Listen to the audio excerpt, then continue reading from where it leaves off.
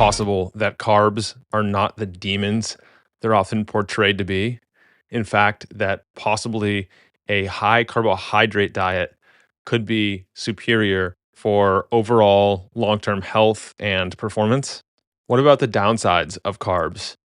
Things like perhaps are glucose or ketones the brain's preferred fuel? If there are no such thing as essential carbohydrates, do they deserve a spot in the human diet? What about the so called essential fatty acids? Things like omega-3 and omega-6, particularly. Are they the miracle supplements and dietary nutrients that they're cracked up to be?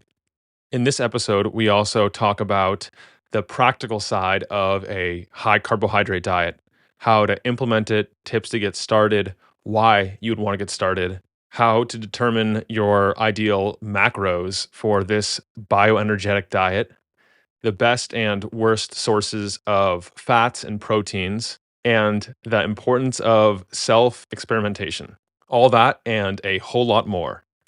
This is the second part of an interview I did with Jay Feldman to get the basics and the theoretical underpinning carbohydrates and their role in the human diet. Go back and watch the previous episode, which you can find at mindbodypeak.com/172. The show notes for this one, you'll find at mindbodypeak.com/173. For a quick refresher, Jay is a health coach, independent health researcher, and the host of the Energy Balance podcast. He has degrees in neuroscience and exercise physiology. Jay decided to forego medical school after realizing that the conventional medical approach was not the solution to the health problems that so many of us face. After extensive research and him trialing many different diets, he ultimately landed on bioenergetic nutrition. Now he uses this approach to help men and women around the world maximize their cellular energy, optimize their health, and achieve freedom from low energy symptoms and chronic health issues. If our interview today catches your attention, I suggest you go back to his podcast and start at the beginning. That'll give you all the tools you need to be successful on this kind of diet. Again, it's called the Energy Balance Podcast. To learn more about pro-metabolism and bioenergetic nutrition, you can also check out the work of Dr. Ray Peat and his newsletter archive, which is published and available online for free. Alrighty. Sit back, relax, and enjoy the second part of my interview with Jay Feldman. Yeah, absolutely. Well, Jay, I want to talk more about actually transitioning and implementing some of the principles we've learned here today, because it's one thing to have the knowledge and the actual life experience, feeling the difference is another thing entirely. And I followed low carb for a long time. And then about a year ago, I no longer kept writing off Dr. Ray Peat's work, and I started looking back into it and considering some of his ideas, and then I started actually testing them out myself, and I gradually transitioned. But if people want to test stuff for themselves, how do you recommend they go about it? Something you'll hear a lot from someone who's been on low carb is anytime I ate carbs, I felt bad.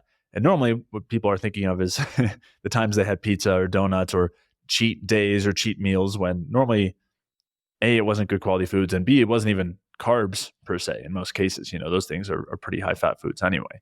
So those are some considerations. Is when we're thinking about our past experiences, we might have blanketed it all as sugar and carbs, but maybe there's actually other things there that were causing us not to feel good. But then also it can take time to properly make some shifts so that we do respond well. And there's an adaptation process in the same way that, there is with keto. Normally you'll feel pretty bad initially.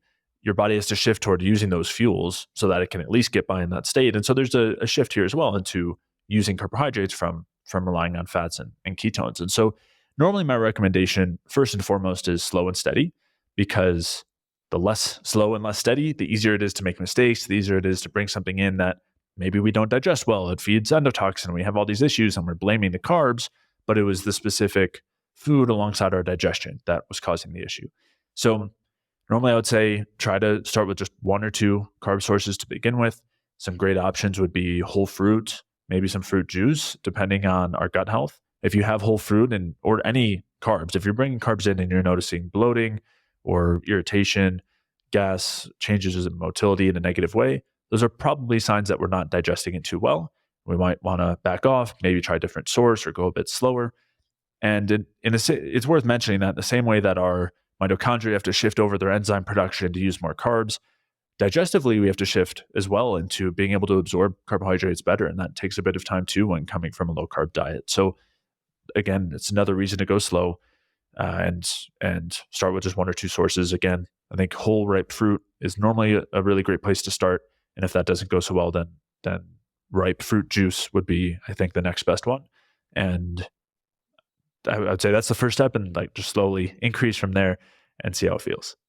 Yeah, I guess even before that first step, based on the name of your podcast, The Energy Balance, I would assume that the first order of operations is to make sure that if you're eating under your maintenance calories, you're in a calorically deprived, restricted state.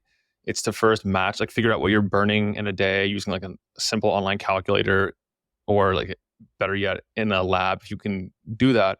And then determine, like after you know how many calories, and to break it up into very specific, or I guess not even necessarily specific, just break down the macros into particular ranges so that you can do this. Because what you can do is keep fat super high and bring up carbs to also be super high, because that just doesn't work. Yeah. And it can really vary because some, and I know this was the case for me when I was doing low carb and keto, my total calorie intake was really, really low and, relative to now. And so, and that's just because I wasn't, that was how much I needed to maintain my kind of metabolic state at that time. But as your metabolism increases, that value ideally will increase as well. So sometimes at the start, if you're just talking about increasing, we're trying to get up to, let's say, as a start, just 50 grams of carbs a day, we're only talking about 200 calories. So to increase by that much, not a big deal. At some point, yes, we'll probably need to be trading some of that fat and protein, trading both of those down for carbs. Not that we want to be on a low protein diet, but normally it's excessively high if we're on carnivore or low carb. If we're on keto, then normally it's more moderate. So yes, that's always helpful for getting an idea of what we need. Another thing too is appetite can tell us a lot about where we're at relative to our calorie needs. If you're not hungry, I wouldn't be forcing extra food. If you are hungry, then it's probably a sign that you do need to have some more calories. So and looking at, some people are so dysregulated and stuck in a restriction mindset with their hunger signals that it can help to look at a calculator just to get a general idea of what should an average person of my height and weight and activity level be consuming, and what am I doing, just so I know maybe am I way under eating, and I can have an idea that my hunger might be suppressed, or I might not be able to listen to it so well, but I need to eat more. Yeah. What are the approximate macro breakdowns that someone wants to shoot for? And of course, it'll be variable based on a lot of factors. But when I was looking into this, I discovered what you have talked about many times, and that is the Randall cycle.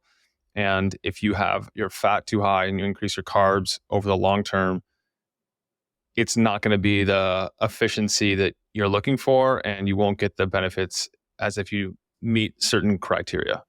The way that I think of macros are that we're talking about nutrients, right? They're called macronutrients for a reason, that they provide benefits. We want to have them. If we don't consume them, we're going to produce them anyway. And so we want to treat them as nutrients. And what I would say is we want to get enough of each of them for our optimal needs. If we're in an optimal state, how much of each of these do we need? And that's how much we want. Now, with protein, that's not going to vary too much. Normally, it's going to be in the range of 0.6 to 0.8 grams per pound of body weight. You could tweak that down a little bit if you're considerably overweight, looking to lose a lot, then that number might give you a bit of an overestimate. But in general, that's going to be about our protein needs. When it comes to fat and carb needs, those are going to vary a lot depending on things like muscle mass and activity levels.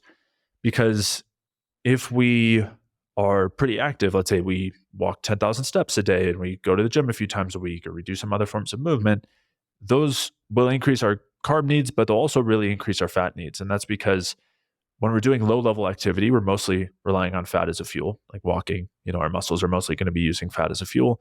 And with lifting, we'll be using, a bit more carbs. So it just depends on what activities you're doing and how active you are. But generally, if we're more active, especially with low level activity, that'll increase our fat needs. And then also muscle mass. So At rest, when our muscles aren't doing anything, they're using fat as a fuel. And then when we are doing any low level activity, the more muscle mass, the more fat we're using. So if we have more muscle mass relative to our body size and we're more active, generally our fat needs would be higher, maybe in the 30 to 40% of total calorie range. If those are not the case, if we aren't as muscular, we're not as active in terms of low level activity, our fat needs could be considerably lower, could be in the 20 to 30% range. And we don't want to get more fat than we need because, as you're saying, that can cause excessive fat burning and that can interfere with how well we use carbohydrates. So we want to try to get into a range that fits our needs, and then the carbs will kind of fit in opposite of the fat. So if we're closer to the 20% range of fats, then we might end up higher in the carbs, like closer to 60%. If we're higher in fat at like the 40% range, we might end up around 40% in terms of calories from carbs. So a couple of sliding scales there that we can make some guesses, on based on our activity or muscle mass and things like that. And we can also do some experimentation and see how we feel. Well, we want to remember, if we're coming from keto and we're thinking, all right, I need to get to 50% carbs and 20% protein and 30% fat, we don't want to jump to that. We want to go there incrementally, slowly, because if you just jump in, it's way more likely that we're going to run into issues. One thing you just mentioned that I think will have some people raising eyebrows is that you don't want to raise fat too much, because then you'll be burning too much fat. And I think if most people hear that, they're going to be saying, why would I not want to burn too much fat? It sounds good to me. What are your reasons for not wanting to burn too much fat? Yeah, so on the surface, burning fat is something that we've learned to equate with fat loss. And those things are very different, because fat loss, there are two sides to that equation, right? How much fat is leaving the adipose tissue, how much is coming in. Fat burning is almost independent of that. We could just be burning fat from our diet. It has nothing to do with burning fat from our fat stores. We can still be burning fat from our diet and storing fat in our fat stores. These are independent things. And so that's kind of the first caveat. We want to try to untrain that relationship in our minds. As we were talking earlier, fat burning is a sign of a low metabolic state. So we don't want to be excessively relying on fat, or it will provide the signal of turning our metabolism down and shifting away from glucose burning, shifting away from a high thyroid state. So we do want to be careful of it from that standpoint. And when it comes to the actual question of fat loss, there's a lot more that goes in there in terms of our hormonal state and our metabolic state, how well we're converting the fuel to energy. And remember, that's our whole focus here. And so the more efficiently that we're converting food to energy, you can almost forget the macronutrient for this point. But if we're converting that fuel to energy really well, there's none left over to be stored as fat. That's generally what we're going for. And if we're in a high metabolic state, we're using fuel efficiently, our engines are running at a high level, that's the kind of state that we'll be in. So that's the general idea. Mm-hmm. Okay, so you're helping your body burn more fuel at a higher rate, and that will eventually lead to weight loss or body fat loss specifically, rather than trying to just get your body to use a suboptimal fuel and eventually tap into its body fat stores, because that has other issues. Right. And it long-term does the opposite, right? It long-term will slow down our metabolic state and then make it really easy to put on fat, which is the other unfortunate thing, whether we're coming from low calorie or low carb. If we've lost weight doing that, we're normally very prone to putting it back on because we've lowered our metabolism in the process. And that's another reason why we want to go slow, is we're increasing the carbs. It gives our body some time to turn the stress down, bring our thyroid up, bring our metabolism up, so that we're minimizing any weight regain until then we can lose weight in a healthy way. Yeah, it's a pretty incredible idea to be able to increase your calories done properly, this approach, and actually burn fat while you're eating more calories than you've ever eaten before. You've mentioned certain foods that are really helpful to get started with this, such as fruits and fruit juices, especially fruit juices if you have any kind of endotoxin issues, LPS issues, and you want to try something that's easy to digest and assimilate. Are there any other foods you find almost universal, either on the good side or the other side, to avoid or reduce? Yeah, it's a good question. There's always caveats. So we can say whole fruit or juices, but there's exceptions there as well. When it comes to digestion, one of the biggest concerns is that if we have an imbalance of bacteria, or bacteria that aren't used to fibers coming in, and we introduce a lot of fermentable carbohydrates, meaning ones that we don't consume and absorb and digest, but rather we consume them, but then we can't break them down and they feed bacteria, we might need to be more careful with those, depending on the state of our gut microbiome. So long term, we might be able to bring these foods back in, but short term, I'd be careful with them. And this includes some fruits and fruit juices. The main ones would be apple and pear juice, or the whole foods of apples and pears. And then other foods to keep an eye on would be stone fruits like peaches, plums, nectarines, apricots, cherries, and then also watermelon. Not to say any of these fruits are bad. They're some of the, they're really great and long term could be a really good option. But I'd be a little bit more careful with those early on because they have a lot more fermentable carbohydrates that are going to feed bacteria. And if we have bacterial issues, that's going to make us feel worse, could cause weight gain and other issues. So we would want to start with the ones that are easiest to digest there. Some other, alternative examples would be oranges and other citrus, pineapple, mango, berries, bananas, if they're really ripe. If they're not ripe, then you end up getting a lot of raw starch that can be hard to digest. Other melons like honeydew, cantaloupe. So, there's still a lot of options that are really good starting places. Grapes are another one. So those are the fruits. And then also like white rice or other foods that are low in anti-nutrients that are good to incorporate. Yeah, so then we can try some starches as well. Some people do better on the fruit side. Some people do better with starches, and most do better with some combination or do best with some combination. So on the starches side, yes, we want to make sure that we're having starch sources that minimize anti-nutrients. Some good options would be squashes, white rice, and then potatoes or sweet potatoes, especially if we're peeling the skin and cooking them really well. That's going to minimize anti-nutrients, and so those could be good starch options as well. Other starches are normally grains, legumes, and those are ones that we, beans, and those are ones that we generally want to be pretty careful with. If our digestion is really good and we prepare them well, we do some soaking and sprouting or fermenting or other traditional preparations, it can make those foods digestible enough that they might be okay, based on the individual. But most of the time, those are ones that I would be leaning away from when it comes to carbohydrate sources. And then do you have any preferred fats and proteins? Yeah, so on the fat side, very similar to probably what a lot of people are used to if they're in the low carb, keto, carnivore, paleo world, where we want to minimize the polyunsaturated fats. So that's going to leave us with, butter, tallow, olive oil, coconut oil, avocado oil. Avocado and olive both have about, on average, around 10% fat from PUFA, so they're not quite as good as those other ones, but they're decent. Macadamia nuts are okay as well, very low in PUFA, and same with cocoa or cacao. The fats from cocoa butter are very saturated as well. So those are some decent options when it comes to fats, as far as cooking goes. And then when we're talking about fats and protein that often go together, we want to minimize any high PUFA sources there. So pork and chicken are ones that people don't often recognize as high sources of PUFA, of omega-6s especially.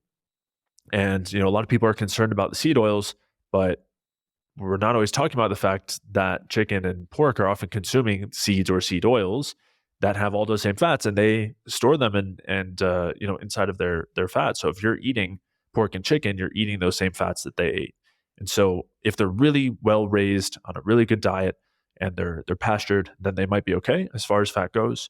Or if not, I would stick to just the leanest cuts, like chicken breast is not really going to be an issue because there's very little fat in there, even if it was consuming more polyunsaturated fats. So that would be some considerations there. But when we're talking about red meat, beef and bison and goat and lamb, those are all going to be very highly saturated regardless of what they ate. So even if they weren't fed the best diet, they're still going to have very, very little omega-6s, very little PUFA. And same with dairy as well. So whether we're talking milk or butter, or any other, cheese, it's all going to be mostly just saturated and monounsaturated fats with very little PUFA. So on the seafood side, I would generally recommend sticking to the leaner seafood, shrimp, shellfish, clams, mussels, oysters, all of those, and then also low-fat fish, cod and mahi-mahi, halibut, flounder. There's lots of different options there. Yeah, it's interesting to hear for most people that you didn't include salmon and any of the other smash fish in your list. Yeah, so the high-fat fish are very high in polyunsaturated fats, specifically omega-3s. And you'll have to let me know how deeply you want to dig into omega-3s. But the short answer there, the short kind of story there, is everything that we're concerned about when it comes to omega-6s is worse with omega-3s. Omega-3s are very similar to omega-6s, except they have extra double bonds, and therefore they're even less stable. So they're more susceptible to damage, to oxidation, or peroxidation, not only on the shelf in a fish oil capsule or in the pan if you're cooking salmon, but also internally. That's really the concern with these fats, is how easily they're damaged internally. Also, when they're used for structural purposes, they're used just as inefficiently. And this is something that is not talked about quite as much with the omega-6s, but the fats that we consume get incorporated into every cell in our bodies. And we want to have very stable cellular structures, right? The walls and the kind of separations, what are called membranes in the cells, are all made up of fats. And the more unsaturated those fats are, the leakier they are. And generally, leakiness is not a good thing. One place that it's especially a problem is in the mitochondria, in the engines of the cells. Basically, in order to produce energy, we create a gradient. It's an electrochemical gradient that allows potential energy that allows us to produce ATP. You can kind of think of it like a hydroelectric dam, where we pump a lot of water to one side and then push that water through one specific area that spins a wheel or turbine or something that allows for energy to be produced. We do something very similar inside our cells, inside our mitochondria, and the wall is made up of fats. And so whether we're talking omega-6s or omega-3s, they basically are much less stable, and they don't provide a very solid wall. So the more of those we consume, it's basically like the more holes we have inside of this wall, this dam, and the more water that leaks through that's not actually being used to produce energy. So we lose out on a lot of potential energy in that way. Not to mention that those parts of the wall are also really susceptible to damage, and we're in a very highly reactive environment. And when you damage those fats, you're not effectively producing energy. Our bodies actually, or the cells will actually turn off energy production there because of how dangerous and damaging it is. It's like turning the plant off because it's creating a lot of smoke and exhaust and pollution. Not to mention it's really dangerous. It could explode or something like that. And so that's what our cells will do when they're producing a lot of reactive oxygen species and a lot of lipid peroxides, and the presence of these very unsaturated fats increases susceptibility to that. So those are some of the biggest concerns there. People hear about omega-6 being dangerous, and omega-3 doesn't get the same inclusion in that list. And it seems that like the vast majority, I'd say like 95 or more % of the research I've seen talks about how great they are. You already mentioned earlier how inhibiting VLDL is one of the issues. Might look good on paper if you're looking for how it impacts lipoproteins and everything, but it doesn't actually necessarily have a beneficial effect. Why is it that so little research determines that this might not be all that it's cracked up to be?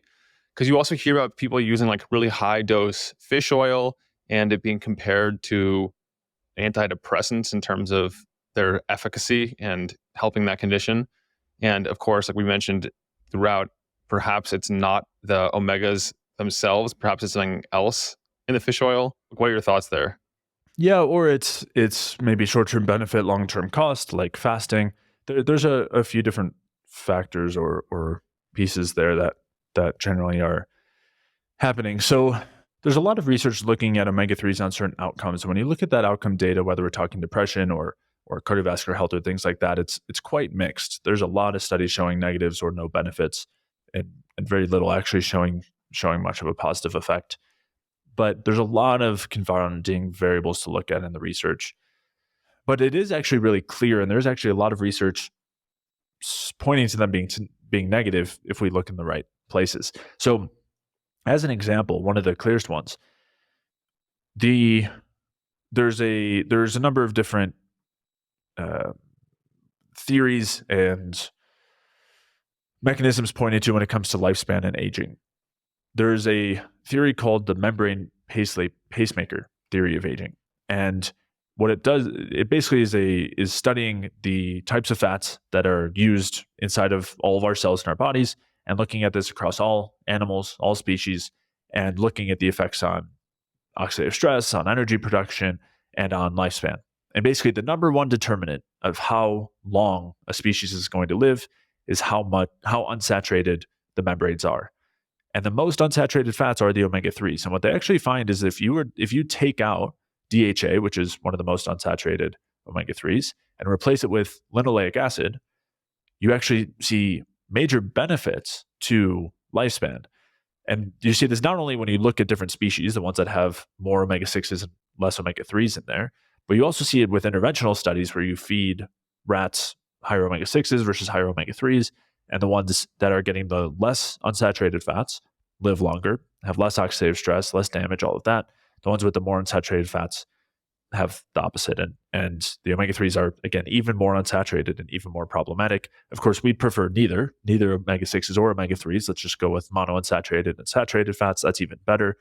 But you see it very clearly when you look at the amount of omega-3s and unsaturated fats inside the cells, mitochondria, all the different tissues of every species. So, and this is, again, something that's universal, whether we're looking at a rat or a mouse or a bird or a human, it's seen throughout. So that's one area that I think is very telling. And again, you see, as I was saying, you see it in these interventional studies where you add omega-3s to an organism and you see increased oxidative stress, increased lipid peroxidation, impaired energy production. And it's just a lot easier to see that in an animal than it is in an intervention study with humans. And we also get caught up in some selective thing being beneficial, and we create a lot of hype around it, so to speak, and start to look for that in the research. So there's another example of this, looking at people looking at omega-3s, and there are some companies that have started testing people's fatty acids in their blood, in their red blood cells, and finding that the more omega-3s there are, the healthier the people are. And so they're starting to use this as an index to indicate if you're healthy and if you're getting enough omega-3s. Well, we can look at a ton of different examples that actually show that the amount of omega-3s in the membranes isn't just influenced by the omega-3s you consume, but it's also influenced by, for one, the omega-6s you consume. Or basically, the more omega-6s you have that you're eating in your diet, the more they compete with the omega-3s, and they'll decrease the amount of omega-3s inside of your red blood cells, your membranes, wherever you're looking. So just using that variable, basically higher omega-3s is more indicative of not eating a lot of omega-6s, which means not eating a lot of fried food, not eating a lot of seed oils, things that generally are healthier and better to not do. So, and you see this play out in, I've seen it with clients for sure, where they'll have high omega-3s despite nearly zero in their diet. But you see it in cultures as well, like the Maasai, it's either the Maasai or the Hadza or both, I don't remember, but they both have very, very low omega-3 intakes, and yet their omega-3s in their membranes are particularly high. And again, it's an indication here of a much healthier diet with much lower omega-6s, even though they're having very little omega-3s. And their omega-6s aren't even as low as they could be, but they're still low enough. And in general, they're healthy enough to see better outcomes and higher omega-3s in the membranes. And of course, we look at that and we say, oh, we all need to be taking fish oil, but really we're just conflating this marker, this indicator, with the actual drivers of it. And there are other confounding variables there as well. For example, when we have more oxidative stress, the fats that are most susceptible to that oxidative stress are the omega-3s. So those omega-3s get damaged and removed. And so you're going to see less omega-3s when there's more oxidative stress. It's not because of consuming more or less omega-3s. It's just because we're in a more inflamed, highly oxidatively stressful environment. And that's why we're seeing less omega-3s. And then vice versa, high omega-3s can just indicate less inflammation, less oxidative stress. So there's a lot of different confounding variables that we have to consider when we're seeing this sort of research. The last thing I'll say very briefly, kind of like we were talking earlier with lowering LDL and that from omega-3s and that happening by causing oxidative stress in the liver, you have a similar or parallel outcome when looking at inflammation. So it is true that omega-3s can lower inflammation, but the mechanism through which they're doing that is actually through immunosuppression. And this is so significant to the point that omega-3s are used in transplants and grafts in research to create enough of an immunosuppressive effect that the receiver of the transplant or the graft doesn't have an immune response, doesn't mount an immune response to it. So will you reduce inflammatory markers? Yes. So does cortisone, right? So does cortisol. That doesn't make these things good. We want to be careful when we're just looking at an outcome of inflammation and saying that means this is good to take because it's lowering my inflammation. How do you respond to people who say the often parroted, there's no such thing as essential carbohydrates, there's only essential fats and essential amino acids? This is one that comes up a decent amount, more than I would hope, because it's demonstrative of really a lack of understanding of nutritional science. And when it comes to this question of essentiality, basically what we're talking about is whether something needs to be consumed in the diet to prevent immediate disease and death. And the kinds of things that fall into this category of being nutritionally essential are vitamins and minerals, right? If we don't consume any of X vitamin or mineral, we will then develop disease and death. Sometimes it could take several months or a year, whatever, but that will happen. There are certain amino acids that we can't produce, and those are essential amino acids. It's not all of them, right? It's not even half of them. I think it's like 9 amino acids of the 20 or so. And then there are certain fats that we can't produce, which are called also the essential fatty acids. These are omega-3s and 6s. There is some argument that they aren't actually essential at all. But even if they are considered to be essential, the amount that's essential is very tiny. Just like a vitamin or mineral, we're talking about maybe half a gram here or there. You really don't need very many. But for all the other nutrients, all the other amino acids, all the other fats, meaning mono and saturated fats, and also carbohydrates, we can produce them ourselves. So what that means is if we're eating a normal diet, but we took out all of the monounsaturated fat and all of the saturated fat, and we provided just carbs, protein, and a little bit of omega-6s and 3s, let's say, for the sake of this, and our vitamins and minerals, we'd be totally fine. No disease would present, no death would present. We would be able to produce those fats from the excess carbohydrates, or probably even amino acids as well, that we're getting. We can produce those. The same thing happens with carbohydrates. If we're getting adequate of all the other macro and micronutrients and we don't consume carbohydrates, then we can produce our own carbohydrates through a parallel mechanism. So that is all that is kind of nutritional essentiality means, is that we can produce this thing endogenously and get by without it, or we can't. And so of the composition of our diet, most of the things we eat are not essential. All of the saturated fats we eat, not essential. All of the monounsaturated fats we eat, not essential. Most of the amino acids we eat by number, not essential. Most by amount, not essential as well, because the total amount of amino acids that an average person needs for essential amino acids is like 13 grams a day. So if you're eating any protein beyond 13 grams a day, that's not essential either. That is based on what is nutritional essentiality. That's what we're talking about here. It has virtually nothing to do with what a healthy diet is, or how we should construct a diet, or whether something is healthy or not healthy. And so this doesn't mean don't consume non-essential amino acids. It doesn't mean don't consume more than 13 grams of essential amino acids. It doesn't mean don't consume mono or saturated fats. It doesn't mean don't consume carbohydrates. Even though you don't have to do any of those things, you can live without them. And the people who are normally saying this, I think, don't know that saturated fats and monounsaturated fats are also not essential. So they're saying this as if it's a reason to not eat carbs, yet most of them are on a low-carb diet eating mostly saturated and monounsaturated fats. So I think most people just don't understand what they're saying when they say that. Hopefully this clears that up. But the point, the take-home point here is that is not something that's going to be useful in determining what our optimal diet is. And that doesn't mean saturated fats aren't beneficial. Doesn't mean that non-essential amino acids are not beneficial. It doesn't mean that carbohydrates are not beneficial. Mm-hmm. And also when I looked into this, I realized that, you can create carbohydrates via gluconeogenesis in the body, but that comes with its own costs. And those include elevating levels of stress hormones and things that you don't want to be doing. And it's extremely inefficient.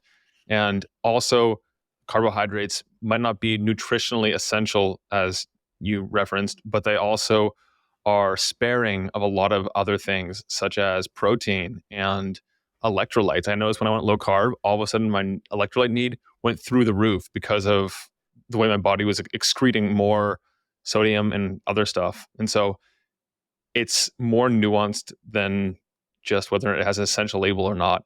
But also it sounds like it contradicts what you mentioned about not needing omega-3s, because those polyunsaturated fats, omega-3s and omega-6s, and the other omegas also, those are listed as essential, meaning you have to get them from your diet. Are you just saying that it's in really small quantities that anyone and everyone can get? Yeah, so it's a good question. And just to, again, come back real quickly to the cost of gluconeogenesis, the cost of not consuming carbs, there is a major cost there. And that's a lot of what we've talked about, is that if we need to rely on our own production, it does necessitate the need of stress hormones. It's extremely inefficient. So we're missing out on energy. We're also not going to have the optimal amount of carbs. We're just going to have the necessary amount because our bodies don't want to go through this extra cost of creating more, even though we would benefit from more. So that's one piece, but also it's inefficient to produce fats too. We don't want to be not consuming any fat and relying on our own endogenous production of fats either, because that's also not as efficient as just consuming them. And it also does induce some stress as well. If our free fatty acids drop low enough, it'll also induce adrenaline to increase free fatty acid release and production. And so, yeah, both sides should be considered here. And it's very parallel in both cases. So coming back to the question of essential fatty acids, there's two things to consider. So one is the amount that is considered to be essential is extremely small. And if you are eating a non-zero fat diet, it's almost impossible not to get that amount. So if you're just eating beef and low-fat fish and dairy, even if you skip the fish, even if you're just eating beef and dairy as your only fat sources, you're going to get enough of the omega-6s and omega-3s to cover your needs. Even though you're getting about as small of an amount as you can get, it's going to be very small. If you had just a pure coconut oil diet, then you might not be able to get enough of those essential fatty acids. But that's not what the typical person is doing. So it really doesn't even matter whether this tiny amount is essential. However, most of the studies on essentiality were done nearly 100 years ago. And when it comes to the essential fatty acids, it was about that time. It was about the 1930s. And so at that time, the studies were very kind of crudely designed. They didn't understand, like a lot of vitamins and minerals hadn't yet been identified. They would use some sort of food as a source of a vitamin instead of just using an extract. So instead of using just omega-6s, they would use like rice bran oil. And there's other things in there. There's other vitamins and minerals in there. And so there's a lot of question marks as to those original studies that are really providing the main support for essential fatty acids. And about 10 years later, there were some other researchers who kind of redid those studies and found that as long as enough B vitamins and zinc were provided, there was actually no issue from a lack of essential fatty acids.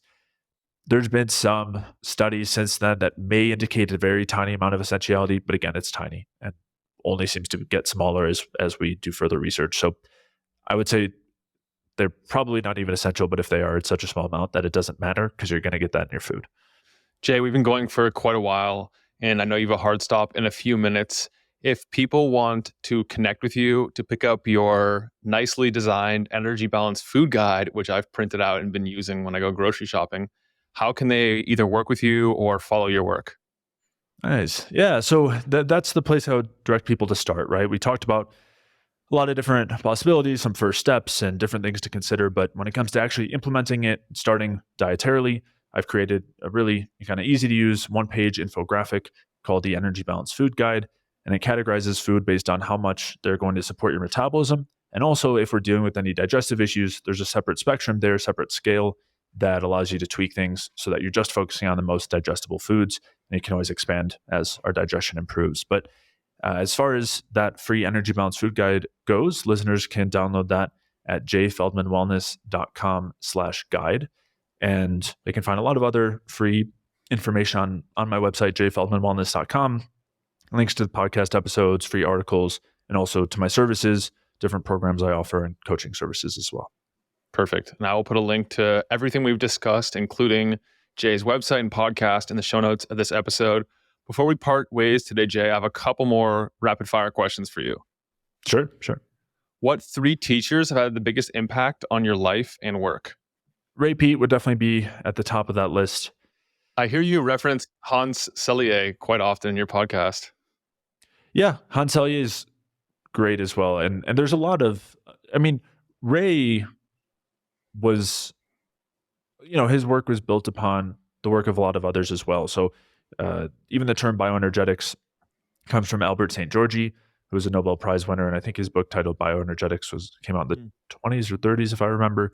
But his work is great. Hans Selye's work is great. But a lot of the people who Ray was building on, I think they've got a lot of really good information. Yeah, okay. And there's no ultimate guide to the bioenergetic world. I wouldn't say there's any ultimate guide. I have tried, with the podcast, the Energy Balance podcast, to create as much of that as possible. But there's a lot of other people doing great work as well. You mentioned Georgie on this call, and he's, he has his blog with tons of different studies and great information there. There's lots of other, good researchers and practitioners in the space. But, I think the most important thing when it comes to this perspective, beyond the physiology of it all, and even focusing on energy, is the kind of anti-authoritarianism roots and the idea that we want to be thinking for ourselves, learning ourselves, not giving our health away to some authority, listening to our own bodies, experimenting. I think those are some of the tenets that are more important than anything else. That would be a great way to wrap this, but I have one more question for you, so I'm going to have to break that. It's a supplement to help with the transition or to improve their results from the bioenergetic diet and lifestyle. Would you recommend like a B vitamin complex to help them create energy more effectively, or anything totally different? I mean, B vitamins are great. And if there's one supplement I come back to in so many different issues, for so many different issues, symptoms, a good B complex is definitely up there. However, it's something I would be a little careful with early on too, because if we haven't started increasing our carbs and calories yet, the B vitamins are a bit stimulating. And so we can try very low dose B vitamins or very low dose B vitamin complex, but most of the ones out there are not. So we would want to pick one accordingly. But we want to be careful that we're not stepping on the gas pedal too much before we've got enough fuel in the tank. So early on, I would say, let's try to keep it simple, one thing at a time, and stick to the, some of the food first, and shifting away from fasting, and maybe not doing the over-exercising so much, and shifting away a bit from the cold thermogenesis. Those would be probably my first steps. There's a place for supplements for sure. But I think very early on, I would try to keep a clean slate to start, and then we can always consider those things depending on the issue someone might be experiencing. Okay. Yeah. A little more advanced. But Jay, any final words that you'd like to leave people with today if they've made it this far? No, I think that's it. I think, I appreciate you having me on for sure. And it's been great chatting, and I'll leave the words at the end of the last question as some of those final thoughts. Perfect. Well, Jay Feldman, thank you so much for joining me on the Mind Body Peak Performance podcast. Yeah, thanks for having me, Nick. I hope that this has been helpful for you. If you enjoyed it, subscribe and hit the thumbs up. I love knowing who's in the 1% committed to reaching their full potential. Comment 1% below so that I know who you are. For all the resources and links, meet me on my website at mindbodypeak.com. I appreciate you and look forward to connecting with you. As a reminder, the information depicted in this video is for information purposes only. Please consult your primary healthcare professional before making